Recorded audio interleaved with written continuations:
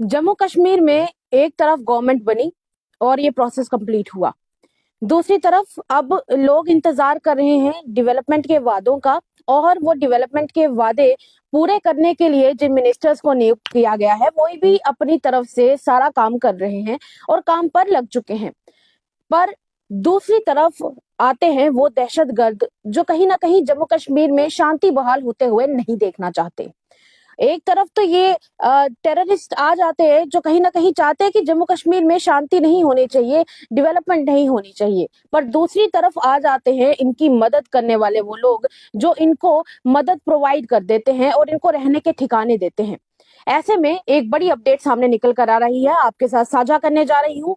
बड़ी अपडेट है जो कहती है कि जम्मू कश्मीर के कुपवाड़ा डिस्ट्रिक्ट के हंदवाड़ा इलाके में एक मिलिटेंट एसोसिएट को गिरफ्तार किया गया है। जी हाँ, ये वही आदमी है जो कई बार मिलिटेंट्स की मदद करता है, उन्हें छुपने के लिए सहारा भी देता है। इस तरह का एक जो धारणा है वो लगाई जा रही है, क्योंकि इस आदमी के पास से कई सारी आर्म्स एंड एम्यूनिशन मिली है, यानी इसके पास से कई तरह के हथियार मिले हैं। अब दरअसल होता ये है कि एक नाका चेकिंग चल रही थी 1900 एरिया के पास, जो कि हंदवाड़ा में पड़ता है। वहां पर नाका चेकिंग के दौरान इस आदमी की जब चेकिंग की गई तो चेकिंग के दौरान इस आदमी के पास से कई सारे आर्म्स एंड एम्यूनिशन यानी कि हथियार इसके पास से निकले। और जब इससे पूछा गया तो ये आदमी ठीक से जवाब नहीं दे पा रहा था। इसकी स्टेटमेंट्स बार बार बदलती जा रही थी, जिसकी वजह से आर्मी को और जवान मैं यूं कहूंगी कि पुलिस को इसके ऊपर कहीं ना कहीं शक हुआ, और उस शक के चलते इस आदमी को वहां से गिरफ्तार कर लिया गया। जैसा मैंने पहले बताया कि वहां पर चेकिंग चल रही थी नाके के पास, उस दौरान ये आदमी कहीं किसी तरीके से वहां से गुजर रहा होगा और वहां पर फंस गया, वहां से निकल नहीं सकता। तो उस दौरान जब इसकी तलाशी ली गई तो इसके पास से कई सारे आर्म्स एंड एम्यूनिशन मिले हैं। उसके बाद इस आदमी की पहचान भी कर ली गई है। इसकी पहचान इशफाक माजिद डार, सन ऑफ अब्दुल माजिद डार, और ये आदमी सोपोर के लाती शर्त इलाके का रहने वाला है। वहां से इनफैक्ट जब आर्मी ने इस मामले की डिटेल्स दी हैं, आर्मी के मैं बताऊंगी आपको कि आर्मी के 22 आरआर और सीआरपीएफ के 92 बटालियन के पास से ये सारे इन्होंने एक प्रॉपर मैं यूं कहूंगी कि माफ कीजिएगा उस इलाके में प्रॉपर एक नाका लगा हुआ था, और उस दौरान चेकिंग के दौरान इस आदमी के पास से ये सब चीजें मिली हैं और उन्होंने इस बात की पुष्टि की हुई है। दूसरी तरफ उन्होंने ये बताया है कि इस आदमी के पास से जब ये सारे हथियार मिले हैं तो हथियार मिलने के बाद फिर उसके बाद इस आदमी के ऊपर केस दर्ज किया गया है।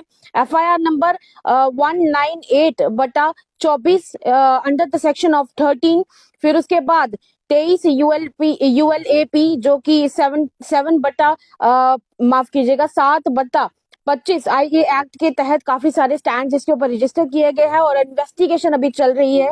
पूछताछ इस आदमी से की जाएगी, पता लगाया जाएगा कि इस आदमी के पास और क्या क्या इंफॉर्मेशन है, क्योंकि ये आदमी के पास से इस तरह की एम्यूनिशंस मिली है जो अभी इनफैक्ट उस एम्यूनिशंस में कहीं ना कहीं पिस्टल्स भी निकल कर आई हैं। तो अजीब बात यह है कि अगर ये आम आदमी है, वहां का रहने वाला है, तो फिर उसके पास इतनी ज्यादा आर्म्स एंड एम्यूनिशंस किस प्रकार से हो सकती हैं।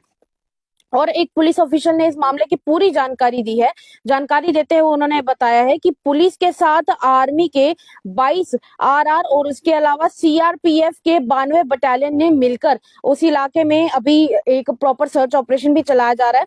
और दूसरी तरफ उन्होंने ये कहा है कि टेररिस्ट एसोसिएट ये जो आदमी है इसको गिरफ्तार कर लिया गया है, और इसके पास से काफी सारे एम्यूनिशंस पाए गए हैं, और जिसमें कई सारे ऐसी मटेरियल्स भी हैं जो कि क्राइम्स के लिए इस्तेमाल किए जाते हैं। वो सारी चीजें इस आदमी के पास से रिकवर की गई हैं। अभी इससे पूछताछ चलेगी, और पूछताछ चलने के बाद पता लगाया जाएगा कि आखिर ये किस किस की मदद कर रहा था, किन दहशतगर्दों की मदद कर रहा था जो कहीं ना कहीं घाटी को दहलाने की कोशिश कर सकते थे। चलिए, अपनी राय हमारे कमेंट सेक्शन में जरूर व्यक्त कीजिएगा और बताइएगा कि इस तरह के लोगों के साथ क्या होना चाहिए जो घाटी को दहलाने की कोशिश करते हैं, और खास करके वो लोग जो कहीं ना कहीं टेररिस्ट का साथ देते हैं और उन्हें बचने के लिए शरण देते हैं। तब तक के लिए देखते रहिए द अर्थ न्यूज। दीजिएगा इजाजत। साक्षी सानी और नमस्कार।